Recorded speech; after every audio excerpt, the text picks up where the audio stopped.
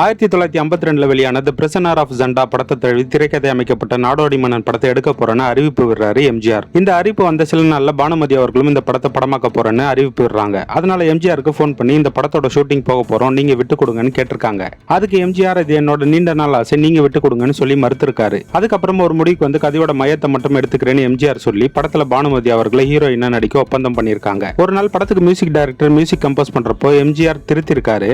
அதுக்கு பானுமதி அவர்கள் எனக்கு இசை ஞானம் இருக்கு, நீங்க சொல்ற மாதிரி மாத்தினா அந்த ராகமே மாறிடும்னு சொல்லியிருக்காங்க. அதுக்கு எம்ஜிஆர் ராகத்தை பத்தி எனக்கு கவலை இல்ல, மக்களுக்கு பிடிக்கணும் அவ்வளவுதான் அப்படின்னு கோவமா போயிட்டாராங்க. அதுக்கப்புறம் ஏவிஎம் ஸ்டுடியோல ஷூட்டிங் பானுமதியை கூப்பிடறப்ப அவங்க வர மறுத்திருக்காங்க. 2 டேக் 3 டேக்னு போனா எதுக்கு இவ்வளவு போராட்டம், நல்ல இயக்குனரா போட்டு படம் எடுக்கலாமேன்னு எம்ஜிஆர் கிட்டயே சொல்லியிருக்காங்க பானுமதி. அதுக்கு எம்ஜிஆர் நீங்க கதாசிரியர் தானே, ஹீரோயின் இல்லாம கதை எழுத முடியாதான்னு சொல்லிட்டு இது சரி வராது, பானுமதி கேரக்டர் ஃபர்ஸ்ட் ஹாஃப்லயே முடிச்சுட்டு செகண்ட் ஹாஃப்ல சரோஜா தேவியை ஹீரோயினா போட்டு நாடோடி மன்னனை மாபெரும் வெற்றி படமா ஆக்குனாராங்க எம்ஜிஆர்.